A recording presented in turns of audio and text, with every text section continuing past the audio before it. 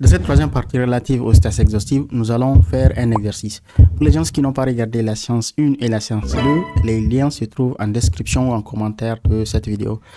En fait, vous avez intérêt à regarder ces deux premières séances parce que vous allez mieux comprendre en fait de quoi il s'agit lorsqu'on parle de statistiques exhaustives.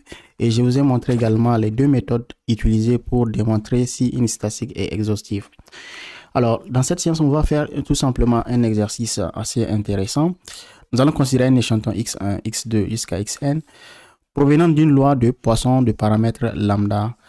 L'objectif ici, c'est de démontrer que la somme de xi est une statistique exhaustive pour le paramètre lambda. Nous allons utiliser les deux méthodes, la méthode 1 et la méthode 2, pour démontrer que somme de xi est une statistique exhaustive pour le paramètre lambda.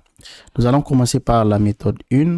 Comme nous l'avons vu dans la partie 2, pour démontrer que la statistique est exhaustive, nous avons besoin de déterminer la probabilité suivante. La probabilité que grand x1 soit égal à petit x1, grand x2 soit égal à petit x2, ainsi de suite, grand xn soit égal à petit xn, sachant que la statistique t soit égale à petit t. La première chose, c'est de trouver cette probabilité et on va voir si cette probabilité-là, le résultat qu'on trouve, s'il ne dépend pas du paramètre en question, c'est-à-dire lambda. S'il ne dépend pas du paramètre lambda, nous allons tout simplement conclure que la statistique t en question ici est une statistique exhaustive.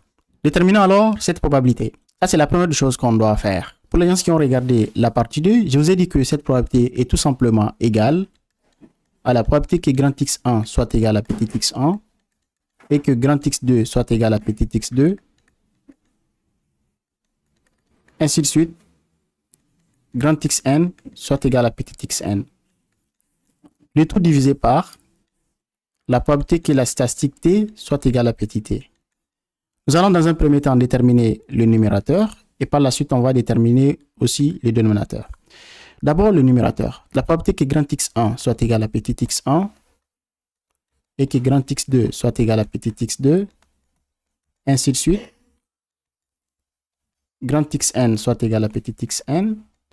Cette probabilité est très facile à déterminer. Il suffit tout simplement de prendre les produits des probas, de prendre la probabilité que grand x1 soit égal à petit x1, multiplié par la probabilité que grand x2 soit égal à petit x2, ainsi de suite, jusqu'à la fin, la probabilité que grand xn soit égal à petit xn. On a pris les produits des probas parce que les variables aléatoires x1, x2, ainsi de suite, jusqu'à xn sont des variables aléatoires qui sont indépendantes. Elles ont la même loi de Poisson des paramètres lambda. Nous allons donc maintenant remplacer tout simplement, ça c'est la loi de proba de x1, ça c'est la loi de proba de x2, ainsi de suite, ça c'est la loi de proba de xn. On sait que normalement xi suit la loi de Poisson de paramètres lambda. C'est-à-dire que chacune de ces variables aléatoires suit la même loi de Poisson des paramètres lambda. La formule de proba de x1, c'est tout simplement exponentielle moins lambda, lambda à la puissance x1, le tout divisé par x1 factoriel. Je remplace aussi la loi de proba de x2, c'est exponentielle moins lambda, lambda à la puissance x2 divisé par x2 factoriel. Je vais continuer jusqu'au niveau de xn. Ça, c'est exponentielle moins lambda, la loi de proba de xn, c'est lambda à la puissance xn divisé par xn factoriel. Vous remarquez que nous avons exponentielle moins lambda ici, à tous les niveaux. Vous allez voir ça jusqu'au niveau de la dernière proba. Donc, on peut les regrouper en fait. On peut dire que c'est tout simplement exponentielle moins, je peux factoriser par un signe moins. Vous allez avoir des lambda, en fait, on va sommer. Lambda plus lambda, ainsi de suite. D'accord? En fait, ça va nous donner tout simplement exponentielle moins n lambda. Si vous regroupez les exponentielles ici. OK? Je multiplie. Je parle tout simplement du numérateur, en fait. On va faire une seule fraction. OK? Donc, si je multiplie les exponentielles, on va trouver exponentielle de moins n lambda. Maintenant, je vais prendre les lambda ici. Vous regardez, vous allez voir lambda partout, à tous les niveaux aussi. OK? Donc, je vais garder un seul lambda, tout simplement. Et je vais prendre les puissances, je vais les sommer. OK? C'est tout simplement de prendre un seul lambda et vous allez prendre les puissances, vous allez les sommer. Donc, je viens de finir avec le numérateur. Le dénominateur maintenant. Le dénominateur, vous avez x1 factoriel, x2 factoriel, ainsi de suite jusqu'à xn factoriel. Ici, vous avez tout simplement faire le produit parce que vous allez multiplier. Ça va nous donner simplement x1 factoriel multiplié par x2 factoriel, ainsi de suite, jusqu'à xn. Donc, c'est le produit que vous allez prendre. Donc, produit x1 factoriel multiplié par x2 factoriel, ainsi de suite. En fait, on est arrivé à la fin. Tout simplement, ça, c'est exponentielle moins n lambda, parce qu'on a n fois ici lambda. Donc, n lambda multiplié par lambda somme de xi. OK? Pour i allant de 1 à n. OK? On divise par, ça je peux regrouper ça, je peux dire que tout simplement ça c'est produit pour i allant de 1 à n xi factoriel. C'est la même chose. Si vous développez, ça revient à dire x1 factoriel multiplié par x2 factoriel, ainsi de suite. Donc je viens de trouver la proba du numérateur. Ça c'est la probabilité du numérateur. Il me reste maintenant la probabilité du dénominateur. La probabilité du dénominateur c'est quoi? C'est probabilité que t soit égal à petit t. T en fait c'est quoi? T c'est la somme de xi. Et on sait très bien que xi suit l'ordre poisson des paramètres lambda. C'est-à-dire chacune des variables aléatoires ici, x1 jusqu'à xn, chacune de ces variables aléatoires suit l'ordre poisson des paramètres lambda.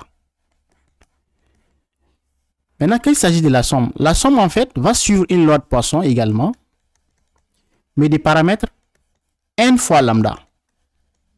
Parce qu'ici, nous avons tout simplement n variables aléatoires, x1 jusqu'à xn, qui suit la même loi de Poisson des paramètres lambda. Donc, leur somme va suivre également la loi de Poisson des paramètres n fois lambda. D'où vient le n? En fait, ça vient du fait tout simplement qu'on est en train de sommer leurs paramètres. Les paramètres ici, c'est lambda plus ainsi de suite lambda. Si vous faites la somme lambda, on a n fois, ce qui fait les n fois lambda. La formule de la loi de probabilité, c'est tout simplement exponentielle moins n lambda. Parce que le paramètre ici, c'est n lambda. D'accord? Donc, on va prendre exponentielle moins n lambda. N lambda, le tout à la puissance t sur t factoriel. Tout ce que j'ai fait, j'ai juste maintenant changé le paramètre parce que nous avons ici n fois lambda. Donc, ça va devenir exponentielle moins n lambda multiplié par n lambda à la puissance t divisé par t factoriel. C'est le t là que vous voyez. OK? Comme nous venons de trouver le numérateur et le dénominateur, on va juste en fait remplacer pour trouver notre probabilité qu'on cherche. C'est-à-dire la probabilité que grand x1 soit égal à petit x1 et que grand x2 soit égal à petit x2, ainsi de suite. Grand xn soit égal à petit xn. Sachant que t soit égal à petit t. Alors, c'est ça, c'est la probabilité que nous cherchons. Et on sait très bien que c'est, tout à l'heure on l'a dit, c'est la probabilité que grand x1 soit égal à petit x1, grand x2 soit égal à petit x2, ainsi de suite. Grand xn soit égal à petit xn, divisé par la probabilité que grand t soit égal à petit t. Nous avons le numérateur et le dénominateur, on va remplacer. Au niveau du numérateur, nous avons trouvé tout simplement exponentielle moins n lambda, multiplié par lambda à la puissance somme de xi pour i allant de 1 à n, divisé par les produits pour i allant de 1 à n de xi factoriel. Ça, c'est le numérateur. Maintenant, nous allons remplacer le dénominateur. Égalité doit être ici. Nous remplaçons maintenant le dénominateur. Le dénominateur, c'est la probabilité que t soit égal à petit t. Nous avons trouvé ça. Nous avons dit que c'est exponentielle moins n lambda à la puissance t sur t factoriel. OK? Nous allons simplifier tout de suite. Vous allez voir, tout va se simplifier et ça va rester juste quelques éléments. D'abord, ici, je peux simplifier.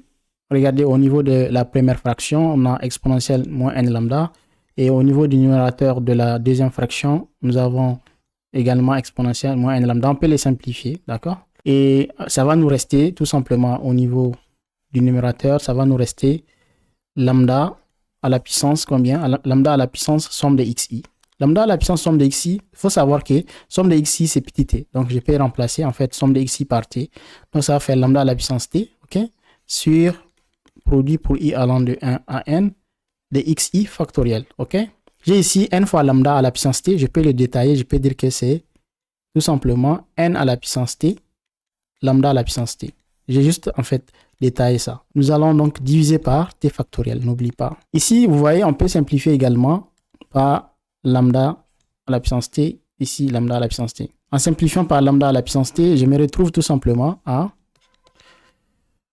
On va trouver tout simplement, il va rester ici, il va rester 1. Donc, ça va nous donner tout simplement 1 sur le produit pour i allant de 1 à n de xi factoriel. Je divise par, il va rester ici tout simplement n à la puissance t divisé par t factoriel. Ok, c'est 1 sur produit pour i allant de 1 à n xi factoriel. Je multiplie par l'inverse, d'accord, de la deuxième fraction. L'inverse de la deuxième fraction, c'est t factoriel sur n à la puissance t. Ça me donne tout simplement t factoriel divisé par, je peux arranger ici, ça va faire n à la puissance t multiplié par le produit pour i allant de 1 à n de xi factoriel. Ça, c'est notre probabilité qu'on vient de déterminer. La probabilité que x1 soit égal à petit x1 et que x2 soit égal à petit x2, ainsi de suite, xn soit égal à petit xn, sachant que t soit égal à petit t. Cette probabilité-là, c'est tout simplement t factoriel divisé par n à la puissance t, ok, multiplié par le produit pour i allant de 1 à n de xi factoriel. On voit très bien que cette probabilité ne dépend pas du paramètre lambda. Voilà. Donc, comme notre probabilité ne dépend pas du paramètre lambda, on va conclure que la statistique t est une statistique exhaustive. Comme la probabilité cherchée ne dépend pas du paramètre lambda, on va conclure que la statistique t qui est égale à la somme de xi est une statistique exhaustive. Voilà. Ça, c'est la méthode 1. On va voir la méthode 2. La méthode 2 va être plus facile en fait. Utilisons maintenant la deuxième méthode pour faire la même démonstration. Pour les gens qui ont regardé la séance précédente, j'ai parlé de cette deuxième méthode. Pour les gens qui veulent avoir plus de détails, regardez, le lien se trouve en description de cette vidéo. La méthode 2 consiste à déterminer la fonction de vraisemblance, d'accord, de l'échantillon. Nous allons en fait tout simplement démontrer que la fonction de vraisemblance peut être écrite sous cette forme. C'est-à-dire, ça va être le produit de deux fonctions. Une fonction g qui dépend uniquement de la statistique t et du paramètre lambda, et d'une fonction h qui ne dépend pas du paramètre lambda. Donc, l'idée ici, c'est de factoriser la fonction de vraisemblance. D'accord? Nous allons factoriser ça de cette façon.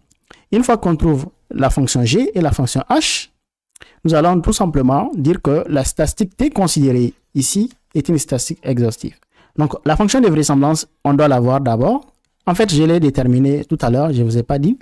C'est tout simplement le produit pour i allant de 1 à n, les différentes probas ici, proba que grand xi soit égal à petit xi, bien sûr au niveau de l'échantillon. C'est tout simplement la loi de proba de l'échantillon en fait. Nous l'avons déterminé tout à l'heure, c'était probabilité que grand x1 soit égal à petit x1 multiplié par probabilité que grand x2 soit égal à petit x2 multiplié par ainsi de suite, probabilité que grand xn soit égal à petit xn. Nous avons déjà en fait trouvé la fonction de vraisemblance. C'était tout simplement exponentielle moins n lambda, ok, lambda à la puissance somme de xi pour i allant de 1 à n divisé par le produit pour i allant de 1 à n de xi factoriel. D'accord? Si vous remplacez bien sûr les différentes probas, vous allez tomber sur cette fonction de vraisemblance. Déjà, on l'a fait. L'idée ici, c'est de décomposer cette fonction de vraisemblance en deux parties. Une partie qui contient le paramètre lambda, ok, et une partie qui ne comporte pas le paramètre lambda, ok. Déjà, vous voyez la partie qui contient le paramètre lambda, c'est le numérateur. Cette partie-là contient le paramètre lambda, également cette partie. Donc, on va prendre toute cette partie-là. On va avoir donc exponentielle moins n lambda multiplié par lambda somme de xi. Ok, ça, c'est la partie qui contient le paramètre lambda.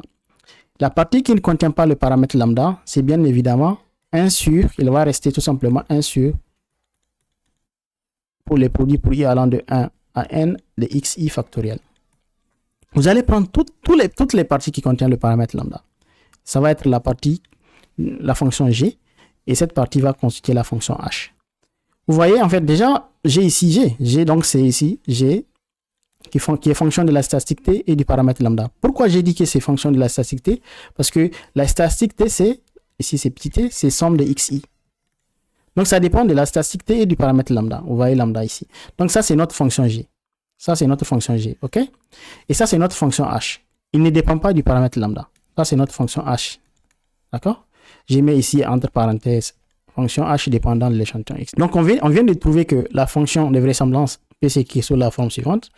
G, d'accord? La fonction g qui dépend de la statistique t et du paramètre lambda multiplié par la fonction h. avec G qui est égal à tout simplement exponentielle moins n lambda multiplié par lambda à la puissance t, petit t si vous voulez, c'est ça que vous voyez ici, c'est la somme de xi, ça correspond à la statistique t, ok?